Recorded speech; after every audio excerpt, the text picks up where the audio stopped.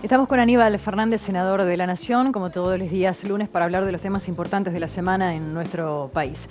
Buenos días, senador. El tema Malvinas, una vez más recurrente, va a ser para las noticias de esta semana, particularmente porque ahora nuestro país va a aceptar la mediación de la ONU. ¿Qué esperamos después de este papel? El planteo desde siempre de la Argentina ha sido llevar a estos estamentos una discusión que nos garantice que todos los derechos que son todos los exhibibles y desde lo histórico a cualquiera de las condiciones analizado por quien corresponde, por aquel organismo que todos decidimos participar en algún momento, que comprendiera los deseos de todos, el análisis de todos y bueno, hemos presentado cada vez que hemos tenido oportunidad y desde 1965 se viene insistiendo en la necesidad de sentarse a dialogar sobre este tema. En el medio aparece lo de la guerra del 82, que nada tienen que ver los gobiernos ni los pueblos. Es un gobierno autoritario que de facto tomó una decisión que nunca tuvo que haber sucedido, pero que no se puede tomar como un ícono para llamar a la Argentina colonialista ni cosa por el estilo. Nuestro canciller, conforme lo comentó la propia presidenta de la Nación, se presentó ante el titular de Naciones Unidas y le hizo saber cuál era el parecer nuestro, que reclamábamos que todas aquellas resoluciones que no solamente el comité, sino las propias Naciones Unidas habían tomado al respecto, llamando a los dos países a sentarse a dialogar, y hay un ofrecimiento por parte del presidente de la Asamblea de Naciones Unidas que Argentina acepta como mediador sin lugar a dudas, porque cualquiera de las acciones que se puedan seguir, siempre en el sentido de lo que estamos buscando nosotros, que es tener derecho a discutir lo que nos pertenece en el marco de la paz, dando una oportunidad a la paz, como la presidenta dijo, parafraseando a John Lennon, nos dé la tranquilidad de que vamos por el camino de lo que corresponde y bueno, hay que prestarle atención a eso, donde ya nuestro canciller hará una aceptación formal de ese ofrecimiento. ¿Cuál es el potencial económico real de las islas?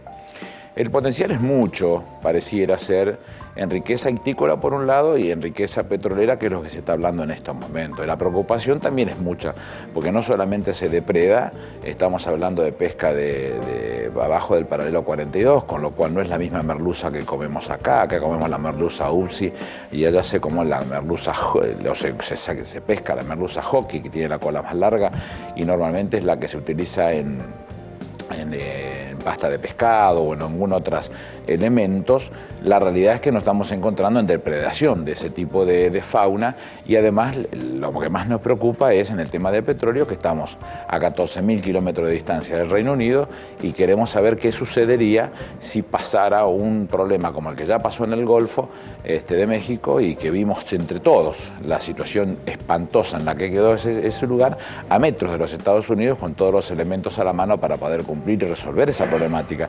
¿Qué pasaría en Malvinas? Que no hay ninguno de esos elementos si realmente tuviéramos una desgracia de esa característica. Entonces es un tema para llamar la atención, para exigirle a Naciones Unidas que participe y que se involucre en este tipo de discusiones, como lo viene haciendo hasta este momento. Ya no es una discusión de Argentina.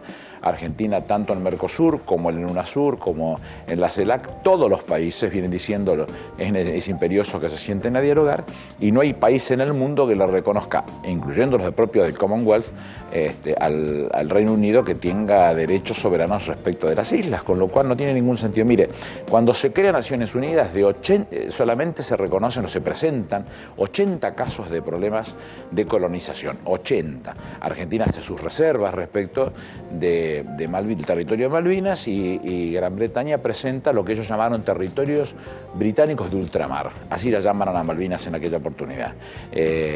De esos 80 se resolvieron casi todos, quedan 16. De los 16, 10 son con el Reino Unido, con lo cual la vocación de entrometerse o de conquistar situaciones o territorios de países soberanos ha sido permanente. Nosotros hemos sufrido 4, 1806 que lograron entrar a Buenos Aires, lo que se llamó la Reconquista en 45 días, 1807 lo que se conoció como la defensa, 1845 en la vuelta obligado y la angostura del Quebracho, que tampoco pudieron pasar, pero sí en 1833, donde pudieron hacerse de las islas, que ya por 1820 estaban en posición de la Argentina, en 1829 ya tenían una comandancia. Entonces, la gráfica es muy clara, de esas 10 que quedan, una es Malvinas. En uno de los actos en los que se refirió particularmente del tema, la presidenta de la Nación aceptó la invitación y estuvo Hugo Moyano. ¿Ha cambiado esto, el tenor de la relación entre el gobierno y el gremialista en los últimos días? A ver, nosotros tenemos una posición como gobierno. Yo no soy exégeta de la presidenta, pero entiendo cuál es la posición que hemos tenido siempre, porque es la visión del movimiento nacional peronista, la de trabajar y bregar por los derechos de los trabajadores. La presidenta ha sido muy clara en esto, nosotros en esto no somos neutrales, tenemos una posición muy clara. Si hay una discusión circunstancial con el titular de la CGT, es eso, circunstancial, y ni nada más que eso, no hay ningún otro valor mayor que el que puede tener en esto. Nosotros debemos seguir con lo que nos propusimos como gobierno, que es el crecimiento armónico de los sectores y la solución de la problemática de diferencias que vinieron siendo importantes en algún momento en cuanto a pobreza e indigencia, y prácticamente reducidas a la mínima expresión, pero que todavía falta para resolver de forma definitiva, y por otro lado, las discusiones respecto de la desocupación, que en algún momento rondaron arriba del 25% y hoy perforaron el 7%, que es un número para nosotros más que importante, y eso es pensar en los derechos de los trabajadores. Por otra vía se discutirá lo que se tenga que discutir con la CGT. Bueno, uno de los reclamos más fuertes que viene haciendo la CGT es el tema del piso no imponible para el impuesto a las ganancias. Sí. Y este fin de semana se barajó el tema del 20%. Es un número que le antojadizo, yo no sé dónde salió eso. El mínimo no imponible del impuesto a la ganancia es un tema para manejarla con mucha prudencia. Cuando usted sube el mínimo no imponible, es decir, que quedan debajo un montón de capas que no pagarán más impuestos, lo que está haciendo en primer lugar es desacelerar la ampliación de la base de trabajo en blanco y acelera la subcontratación o la tercerización, con lo cual es un tema para prestarle atención. Lo mismo sucede con las horas extras. Si usted libera las horas extras, como sucede en cualquier caso, lo que está haciendo es generando una élite que va a tener buenos sueldos y gente que no tiene trabajo. Estos temas hay que mirarlo con mucha prudencia. Francia ha tenido en algún momento la prohibición de la hora extra. Entonces, todo este tipo de cosas que se dicen con mucha facilidad y que a veces no se piensa lo que se está diciendo, hay que mirarlo con la prudencia del caso y el cuidado del caso. Todos quisiéramos que la Argentina fuera tan floreciente que no tuviera que haber mínimo imponible y que todo el mundo resolviera su vida como quisiera, pero todo esto también tiene que ver con un cuidado para que todos podamos tener esa llegada a todos lados. Hay gente que no tiene trabajo, hay gente que tiene trabajo en negro, hay gente que tiene trabajo de pésima rentabilidad, todavía. En ese marco, ¿quién se va a hacer cargo de ellos? Porque tanto el que no tiene trabajo como el que tiene trabajo en negro como el que tiene baja rentabilidad son los que fomentan o generan o incentivan el consumo de esa demanda agregada que nosotros motivamos, porque este modelo vive de eso, de generación de un consumo que produce productos y que esos productos, por otra parte, son trasladados en camiones que en este caso benefician al gremio del propio Moyano. Entonces, estamos en el marco de una situación que tiene que ser cuidada y controlada y prohijada con mucho cuidado para no meter la pata, para no hacer cosas que parecieran ser que son muy buenas desde el punto de vista del gesto político, que se acercan mucho más a lo demagógico que a lo responsable, y que nosotros necesitamos forzosamente que esas cosas se ordenen para no dejar a ninguno en falsa escuadra, lastimado porque no mejora su situación económica. Senador, faltan 2 semanas para el inicio de las clases y todavía no hubo un acuerdo entre los gremios y el Ministerio de Educación. Yo soy siempre optimista en estas cosas, porque, a ver, razonemos que estamos hablando de un Ministerio de Educación que tiene la responsabilidad de arribar a un punto que va a ser referencia nacional.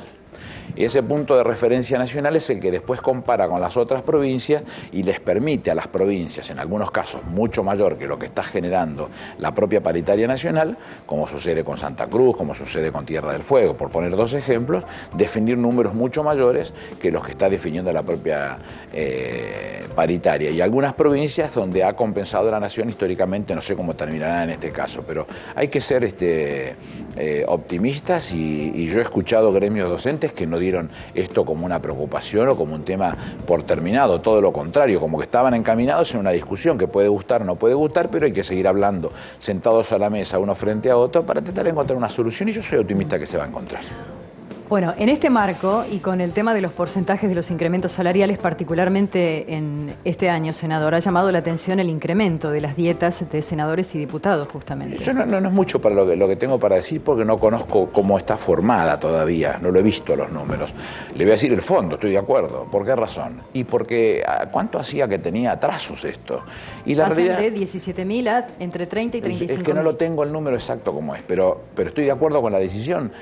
¿Cuánto es el atraso que tiene? ¿Y eso es correcto? No, la actividad tiene un valor, la democracia tiene un costo, no es un costo exacerbado, no tiene un costo que diga, no se puede controlar, y las decisiones que se toman dentro de esa casa, en el Congreso, son las que definen las políticas de los argentinos. Una decisión acertada puede significar un monto o un beneficio o evitar una pérdida de dinero tan grande que a lo mejor el incremento de la dieta puede significar el 0,0001. Entonces, sacarla a un costado y querer mostrarla como un mal ejemplo a mí no me parece saludable, no me parece que sea criterioso, y la democracia tiene un costo y estas cosas hay que evaluarlas como tales. Otra evaluación es la que se ha dado en los últimos días después del conocimiento del castigo que hubo. Castigo, bueno, por lo menos se lo ha encontrado culpable a Baltasar Garzón, el juez español, por haber permitido escuchas telefónicas y, bueno, la condena ya a esta altura todos conocidos de 11 años. Hay un grupo de juristas argentinos que propone traerlo a trabajar a nuestro país. ¿Qué le parece? Yo empezaría al revés, por el principio. A ver, ¿cuál es el mal que está cometiendo Baltasar Garzón? Siempre ahora soy senador de la Nación y tengo un poquito más de libertad para explicar las cosas que lo que hubiese significado como jefe de gabinete de ministros. Uno tiene que ser respetuoso de un Estado soberano que toma sus decisiones per se y nadie se mete en eso, pero desde el punto de vista de lo político yo puedo hacer una evaluación. Estamos hablando de un país donde la derecha tiene cooptada a la justicia, sin lugar a dudas, y lo que él ha querido hacer, que es investigar los crímenes producidos por un ser, a mi juicio, un espanto, como ha sido el generalísimo Franco, el generalísimo entre comillas, no queda otra cosa que dar la discusión y averiguarlo, porque lo que han hecho ha sido vejaciones atroces. Yo, en alguna oportunidad, llegando a Madrid y en busca de este tipo de cosas, me interné como 5 horas en Espasacalpe buscando libros sobre este tipo de cosas. Y me traje muchísimos libros en aquella oportunidad, porque uno, para criticar lo que ya venía criticando, tiene que estar conociendo lo que está sucediendo. Y un hombre que se tomaba estas cosas con muy poca formación, con un tipo sin cero lectura, sin conocimiento de lo que sucedía en el mundo, la posición misma que asume respecto de la propia Segunda Guerra Mundial, donde él dice que España tiene 3 guerras, una que tiene una guerra en donde está con el eje contra el comunismo, en otra en donde está con Estados Unidos contra los japoneses, y en una donde está el eje contra los aliados es neutral. Esa posición demuestra a las claras que tiene vocación de participar activamente en lo sucedido. De hecho, él se reúne con Hitler en Endaya, pegado a la frontera con Francia. Hitler dirá que preferirá que le saquen muelas antes de volver a juntarse con Franco, y se une en Bordiguera con Mussolini, tratando de discutir, de repartirse de alguna manera el norte de África. Un personaje que dicen quienes han trabajado con su biografía, que tenía un desprecio por las determinadas acciones, que firmaba sentencias de muerte comiendo chocolates con churros. Este personaje que ha dado cientos de fosas comunes que se están encontrando en estos momentos, es lo que ha investigado Baltasar Garzón, y que dice que son delitos de lesa humanidad. Lesa viene oleja, como quería decirse del griego, que quiere decir ofensa, ofenden a la humanidad, y como ofenden a la humanidad no tienen prescripción. Pero lo que están diciendo es discutirlo, ese tipo de cosas. ¿Y cómo lo resolvió la justicia de la derecha española? Sancionando al juez. ¿Cómo corresponden estas cosas? De esas cosas no se tiene que hablar. Como dice Serrat, ¿no? Eso no se dice, eso no se hace, eso no se toca. Eso es lo que quisieron hacer, dejando a Franco de lado y olvidando una parte negra de la historia de los españoles. Yo tengo el 100% de mi sangre española, y por más que esté viviendo en Argentina y nacido en Argentina, no deja de pensar en las barbaridades que se cometieron y que deberían investigarse.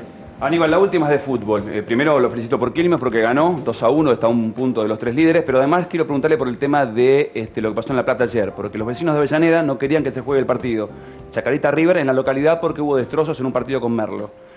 Esos destrozos los vivieron algunos vecinos de La Plata. ¿Se puede con estos violentos del fútbol, más allá que no tuvieron que ver con la barra lo de ayer, no? No tuvo que ver con la barra. Yo sigo insistiendo que los violentos del fútbol no son muchos, son pocos.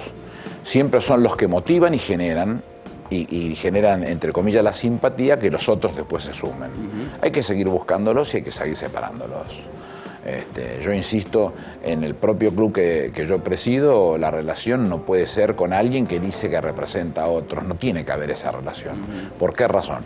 porque yo no entiendo que haya una organización que tenga que ser representada por alguien. Entonces, lo llevo a la cancha y saludo a todo el mundo, y seguramente debo saludar a los que se dicen son los que manejan.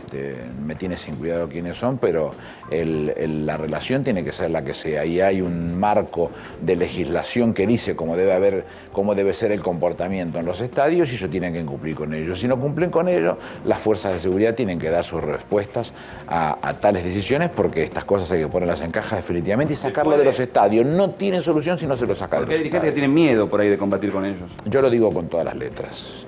Al que no cumple con las condiciones mínimas de indispensable que garantice la seguridad de los otros. Ayer estaba yo en el palco que tengo en la cancha, y veía pasar a un señor con un nene de 2 años, no mucho porque era muy chiquitito. Y yo decía, qué satisfacción que nosotros podamos tener gente que puede venir con su hijo caminando, el nene, sí, que no tengan que andar abajo del brazo corriendo al riesgo de que alguien se lo lleve por delante o se lo lastime. Yo no sé si todavía en las tribunas se puede hacer populares, se puede hacer eso de semejante manera, pero uno tiene que apostar que en algún momento tiene que producirse eso, y los que no tienen que estar, no tienen que estar. Entonces tenemos que trabajar para que eso sea así. Los que no tienen que estar, no tienen que estar. Aníbal, gracias. Gracias a ustedes.